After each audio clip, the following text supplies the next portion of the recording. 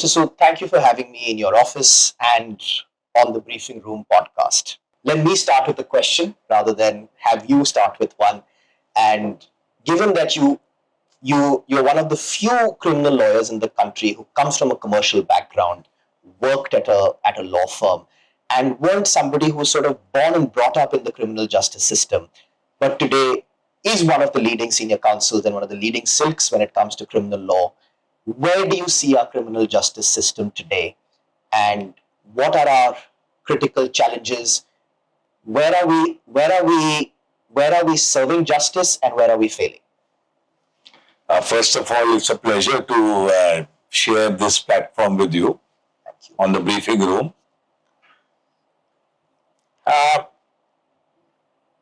The criminal justice system is very wide and broad, but let me summarize it from the perspective of the challenges that the criminal justice system faces today.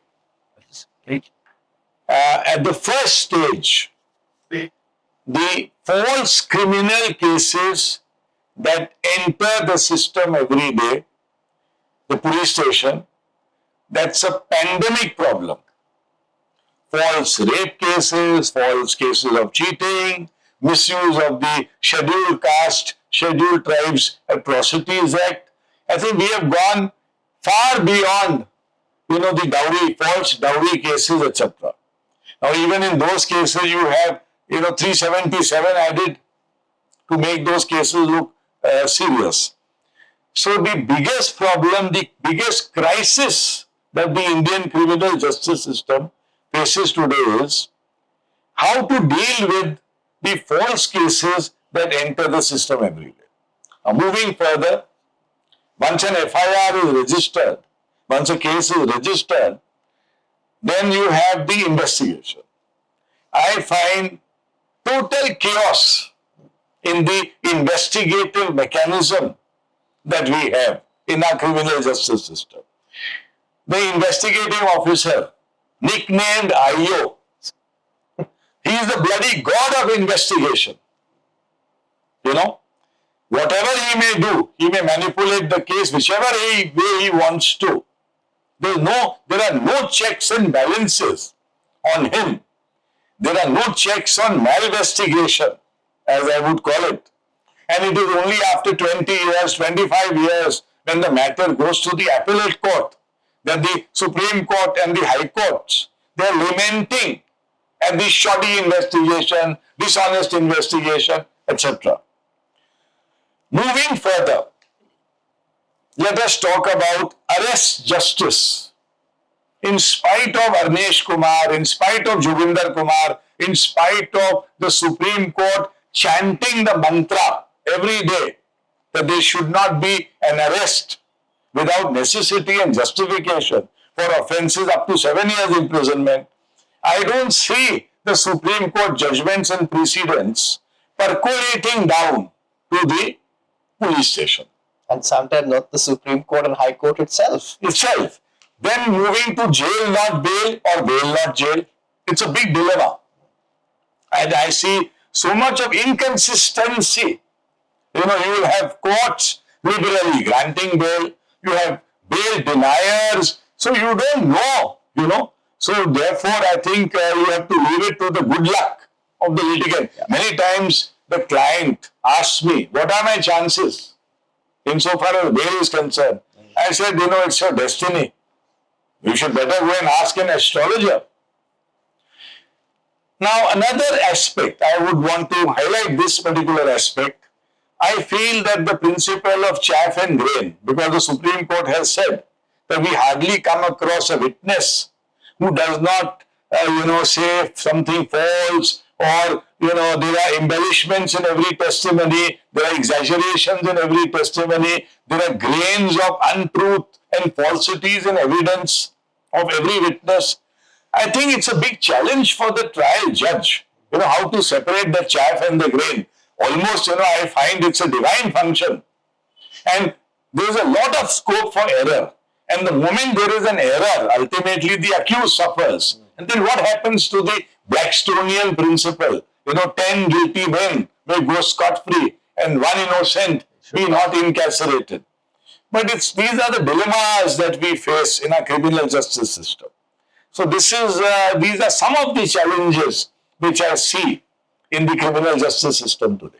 Yeah, very well put, sir. Very well put together. I think you echo a lot of my own thoughts, and specifically when it comes to arrest and bail jurisprudence. I think we've really regressed, and there used to be a time when all of us would look back and be exporting our bail jurisprudence in other countries.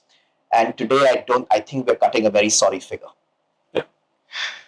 You've been in white collar crime practice for a good over a decade, maybe 15, 20 years.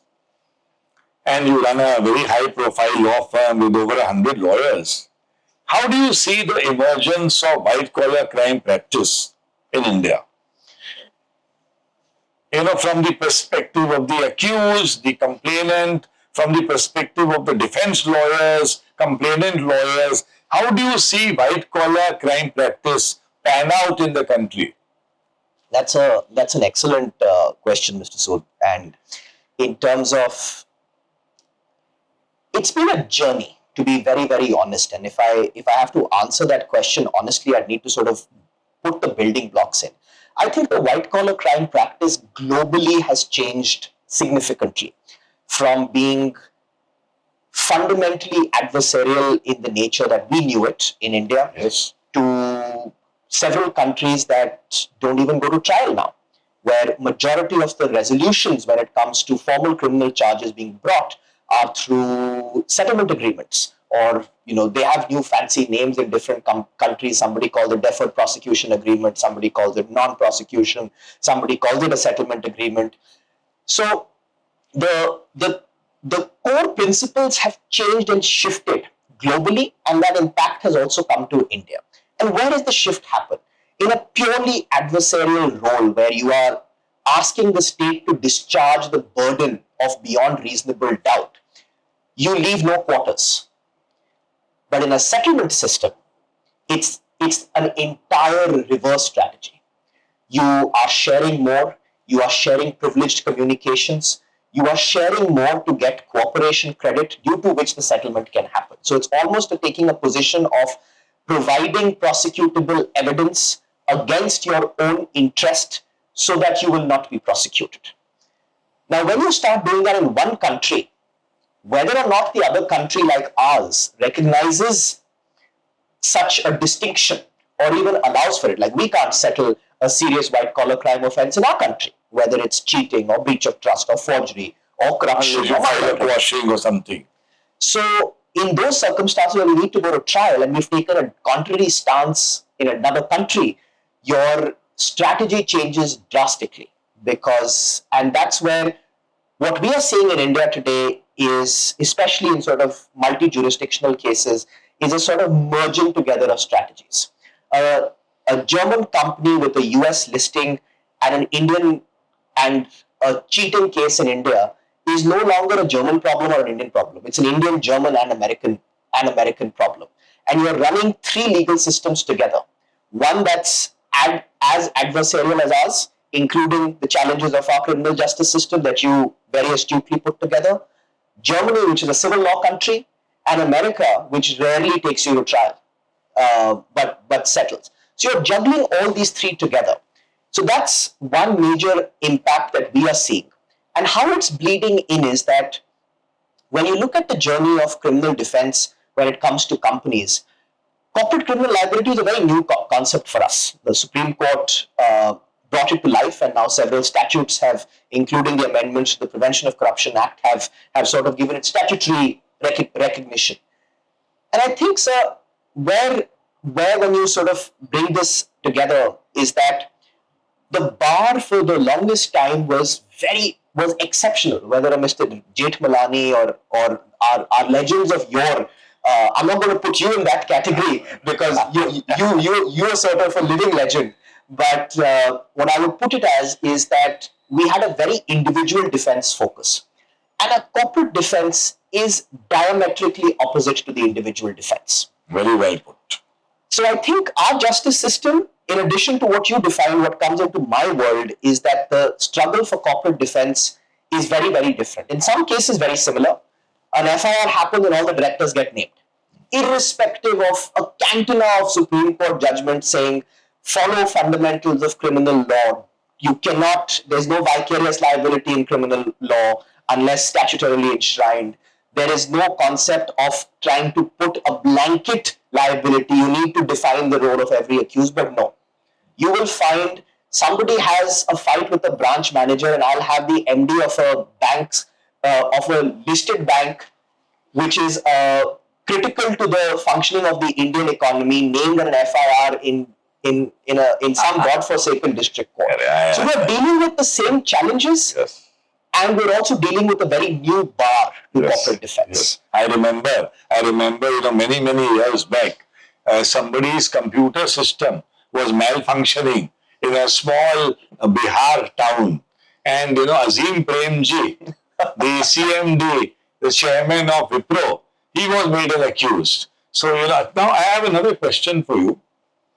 From a white-collar crime practice perspective, do you see law firms also involved in collection of evidence or due diligence to prevent white-collar crime or being implicated in a white-collar crime case? Do you see that also as a part of white-collar crime practice? Absolutely, sir. I think we're taking a leaf really out of the practice evolution in the United States, in Germany, in the United Kingdom, where corporate defense requires a significant amount of, our courts in general have thrown the word piercing the corporate veil very loosely.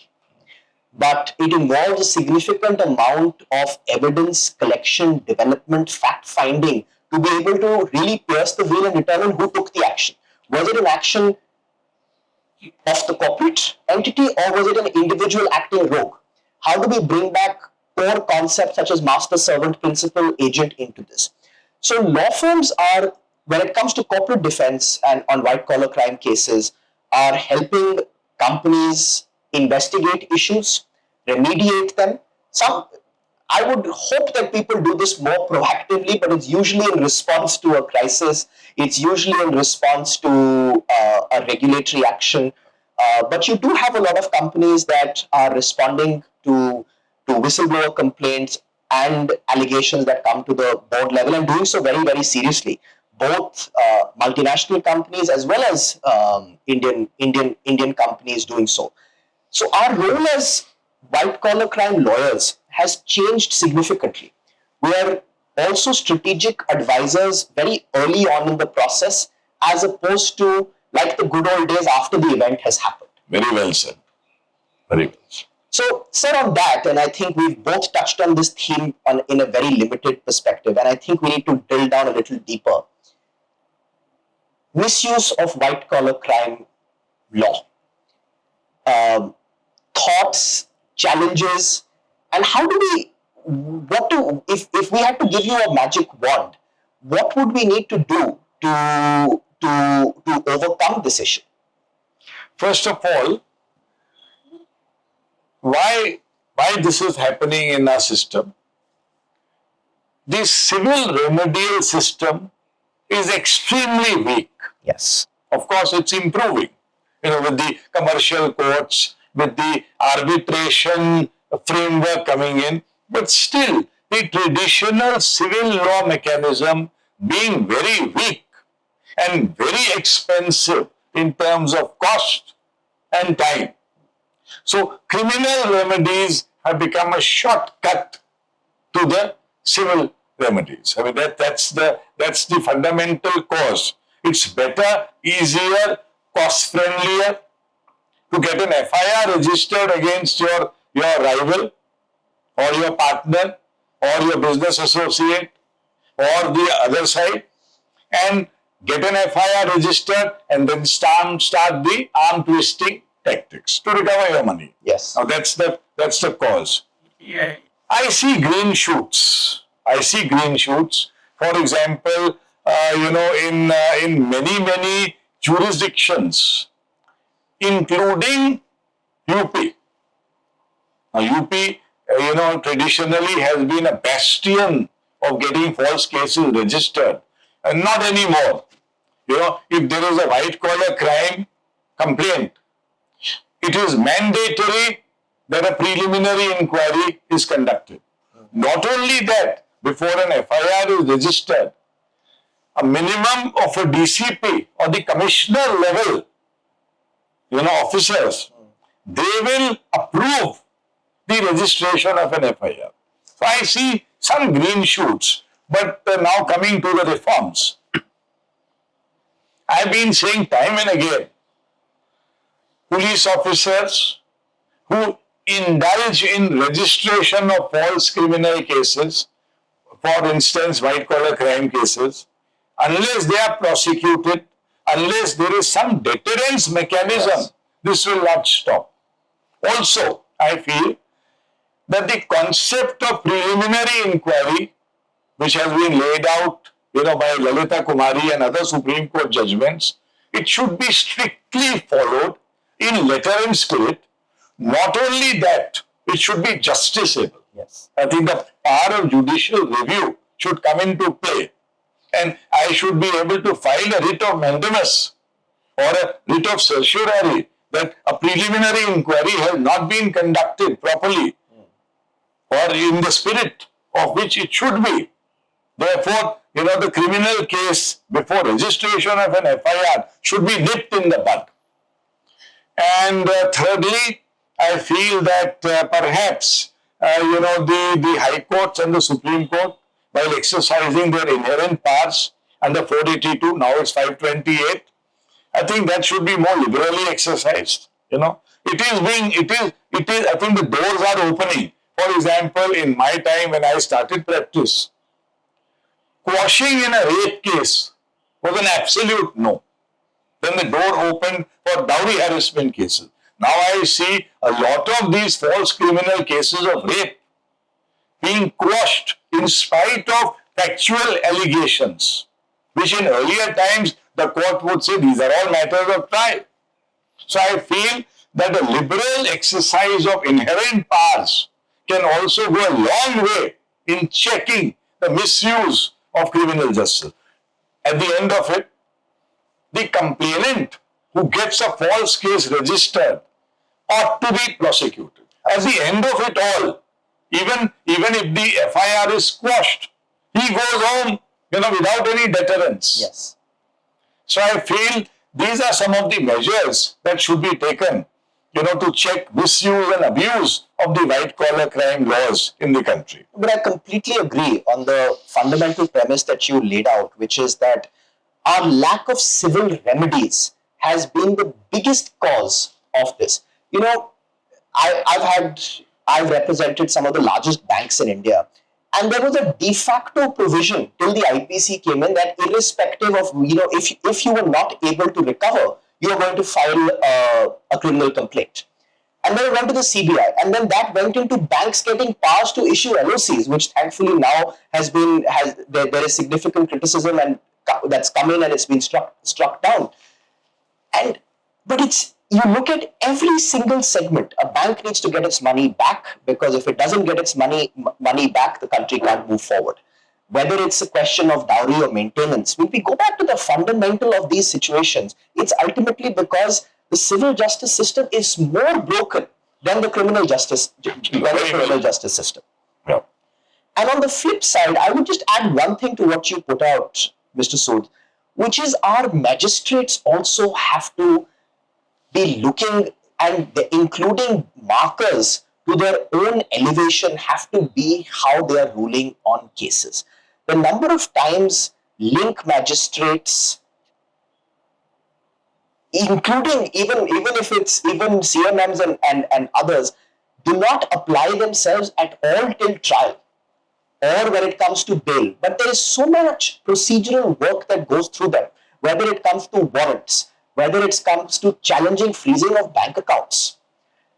There is just a series of, we've just lost a layer of our judicial process, and we need to go to an appellate court, which I think is something that we need to definitely work on. I have a question for you. Sherbir, what is the relevance of white collar crime laws in a growing economy like India? Very, very relevant, sir. I think the fundamental of market confidence emanates from the ability to be able to deal with detractors from formal process effectively, efficiently, and quickly. A market, the growth of a market is contingent on, and when if we're going to expect significant capital to flow in, and there is significant capital already here, when there are infractions of law, if companies cannot act on them, are unable to get justice or deal with those issues, it is definitely going to be a challenge. As in a number of cases I have seen where a foreign company has come to India, appointed a very seasoned professional as managing director, and that managing director at some point of time starts treating the company as his personal cookie jar. Will have a taxi company where he's getting a kickback or she's getting a kickback, will have a bunch of vendors, etc., etc.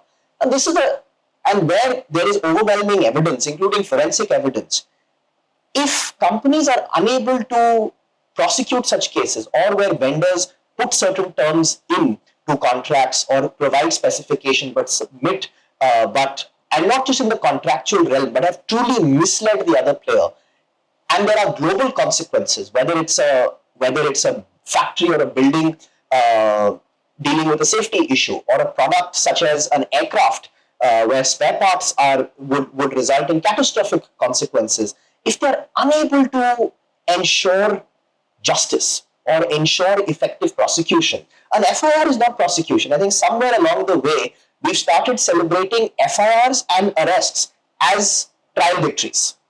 And in Arm twisting. Arm twisting. But we never really get far beyond that. Charge sheets are supposed to be filed in 60 days to 90 days. I'm very sure we could count the number of charge sheets you and I have seen on our fingertips. Supplementary charge sheets going to dozens. So I think investor confidence on the ability to be able to act when businesses have been truly defrauded is really important. When I'm sort of before boards and foreign regulators outside the country, I think that's a key criticism I get. It's a criticism I give back to them that their systems are no better than ours. The average period of trial and investigation in most countries has largely become uniform, when we are fortunately or unfortunately not too far behind from the global average. But that is a fundamental element. For developing countries like ours, which are looking at both becoming manufacturing hubs, if we are going to have trade secrets being stolen, hypothetically, and unable to prosecute, that is going to be a significant deterrence to manufacture in India. Oh. And likewise for our own businesses, if we are putting together proprietary info, and this is not just an intellectual property realm question, it also bleeds into criminal law. And likewise for our businesses to be competitive, if they're just going to have their trade secrets stolen and we're not able to really enforce not just the civil law elements of confidentiality, but also when breaches take place and there is true theft and can't prosecute, we will not be we will be a jurisdiction which is then just relying on the scope of our opportunity, but not a first choice country. Very well said. Very well said. So, sir, let me move from there and come back to, because I'm constantly bringing you back to our first question, because I think you really hit a lot of nails on the head on that question. Bail and anticipatory bail. What would be a report card of this decade versus our jurisprudence of the last 6 decades? Insofar as white collar crime cases? Yes. I would repeat, first of all, there is utter chaos and confusion. You have judges granting anticipatory bail. You have judges declining regular bail after years also. So I would want consistency, consistent parameters. We have the bail principles in place, but I feel there are too many ideological differences amongst judges. Now, I will want to, go beneath the surface. Why aren't defense lawyers made High Court judges? Most of the times you find prosecutors being elevated as judges on the criminal side. So they come with a prosecutorial approach. They come with a certain amount of negativity. Then, judges from the district courts were elevated to the High Court. All their lives, They've denied bail. they have been under a leash of the High Court. Why did you grant bail? There may be some hanky-panky behind it. Oh. There's some extraneous consideration. So, by the time they have come to the High Court, they have become bail deniers. And they carry forward that attitude to the High Court. Now I come to a dilemma. Bail not jail or jail not bail in white-collar crime cases.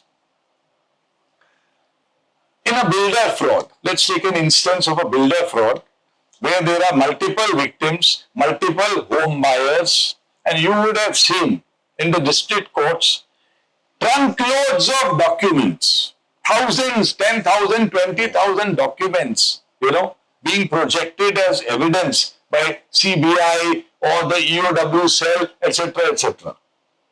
Now, these cases cannot end in 50 years or 100 years also. Now, the dilemma is this. You grant the accused bail is as good as an acquittal or a discharge. The trial will never end. It's a never-ending trial. It's a Kafkian trial which will never end. You deny him bail, for how long do you keep him in custody? 4 years, 5 years, 6 years, 10 years, 15 years. It's a dilemma. Therefore, I feel that unless you strengthen the trial process, unless you expedite the criminal trial, which happens in the Western democracies, so therefore the judge population ratio has to improve. Much more needs to be invested into the criminal justice system. So these are some of the issues and challenges that I see insofar as bail and anticipatory bail is concerned. No, I couldn't agree with you. I couldn't agree with you more. And I think it's very, very sad that a fundamental element of constitutional liberty has been treated with such callousness by judges across the spectrum. Although I'm Sherbir, I'm a firm believer of bail not jail. 100%. But then you can't ignore the other side of the coin as well. Absolutely. But I think we, again, just like when we spoke about the false white-collar crime cases or the white-collar crime cases being registered that don't meet the burden, we're again dealing with a system that simply does not have the capacity for trial. And therefore, the lack of capacity for trial is resulting in kangaroo court punishment taking place before that. Correct. Consistency is definitely a challenge. I remember when I was in Bombay, not too long back, we had a practice at our firm to put a list together of who's still in custody by the end of the week. And we would always try and ensure that that list was the bare minimum. And it would never go beyond, maybe 3 to 5 names. I think today, if I started that practice at my firm, I would not be able to run that on a weekly basis. Maybe a quarterly basis, maybe a 6-monthly basis, maybe an annual basis. The system has the level of apathy that has kicked in and the lack of non-functionality of the lower courts, precisely what you said, on this fear that what will the High Court say? Oh. And then the High Courts also, what will the public say? And then we go to the Supreme Court where the same principle has been argued on the left side of the bed and on the right side of the bed, and there's absolutely no consistency. I think we're almost entering an era where was bail the rule, jail the exception really our jurisprudence, with the extent of judgments coming to the contrary. Correct. And this needs, to the point, if I want to just link back on the investor confidence point, this needs to come in because this could be anybody. This could be a large Indian company, a large Indian private equity firm. It could be a bank. It could be tomorrow a defense company that's critical to the production of missile technology for India. All of these companies could have one supplier who did something where an arrest happened, and then the judge goes through the same route, and you'll have a director or a chief managerial personnel behind bars. So it's something that impacts corporate India. It's something that impacts investor confidence, and we don't have a solution to it. Sherbir, I have the last question for you. Do judges understand the way businesses function, the way corporates function, especially from the perspective of white collar crime, for example, cryptocurrency or layers of business transactions, layers of financial transactions, finding the mens rea, finding the evidence, hearsay evidence, direct evidence. Do judges today, are they in sync with how the business sector functions? What is your take on this? Mr. Sood, when teams are led by senior counsels like yourself, judges understand everything. But on a different note, let me put it that I think yes and no. I'm not going to be a harsh critic out here. I think there's been a significant evolution. There are a lot more judges who understand the nuances of, or who want to understand the nuances and are willing to go into that level of detail. I think there have been some good judgments, at least. I would say देर से आए पर दुरुस्त आए, at least when it comes to an independent director or understanding fundamentals of what professional management does versus what a board does. It's creeping in, not as quickly and not as pervasively, but I would say we have a long way to go. Long way to go, and our metro cities are getting better. But I will say on the other side, Mr. Sood, that we are also dealing with a lot of challenges. You've given examples of builder fraud cases where trunks of documents come in. When statements are being recorded, our judges are virtually rereading the victims or the statement back to them. We do not have proper court transcription services where the entirety of our proceedings get transcribed. Our judges are beleaguered with the fact that you send a mobile phone to one of our laboratories and when it comes back is divine justice. So they are also truly, when one has to step into their shoes, and as they say, never, be a critic without stepping into their shoes. Somebody wants to grant bail and the key evidence is being spoken about a manipulated phone.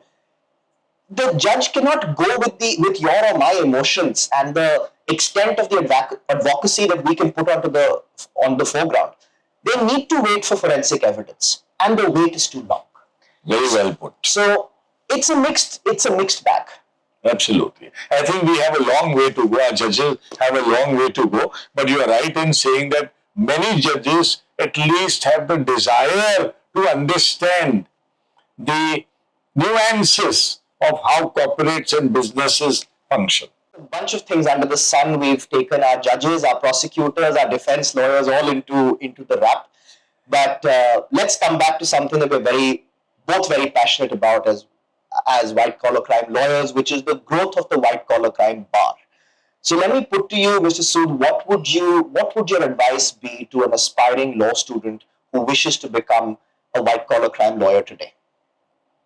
Defense or prosecution? First of all, I see that young lawyers are not willing to go to the trial courts. They are not willing to go through the grind to learn the art of cross-examination, how to read evidence in the court. They want to jump to the Supreme Court or the High Court or a corporate practice. So my first advice to a young aspiring white-collar crime lawyer would be, start your journey from the trial court. Please understand the nuances of reading evidence and cross-examination of witnesses. That is one. The second element is, traditional criminal law will not help you to develop a white-collar crime practice on its own per se. So your understanding of how corporates function, how the financial industry functions, how the business sector functions, the nuances and understanding of that will help you and take you a long way forward as a successful white-collar crime lawyer. Very well said. Very well. What about you? What is your take? Although you are yourself very young, but you have the maturity of a 45 or 50-year-old. So what is your message to the young aspiring white-collar crime lawyers, the young entrants who join your firm, etc.? So, Mr. Sood, very similar to what you said, in fact, I think two core elements. That to be a strong specialist, you need to be a very, very good generalist. Right. Wonderfully put. And I Wonderfully. think, in all our cases, one goes from you start a matter and you need to sort of study to build a defense. You need to have a very, very good understanding of banking law or insurance law, or sometimes about tax law, or how, or contract law is an absolute given when it comes to what we deal with on a regular basis.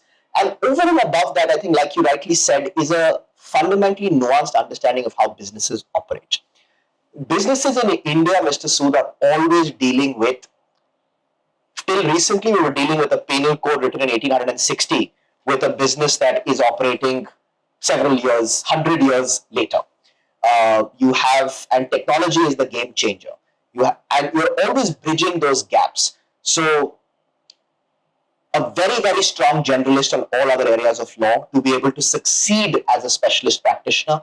And number two would be a very sound understanding of business laws. As in, if you look at a financial newspaper and don't recognize words there, that sort of will seal your fate and seal the ceiling limit of how far you'll go as a white collar crime lawyer. Well put. Absolutely. It's been a pleasure. Thank you so much for interacting with you, and many more to come. Likewise. And thanks to Khushbu for introducing us on the briefing platform. Thank you, Khushbu, and thank you, Mr. Sood. Thank you for having me. Such a pleasure. Such a pleasure.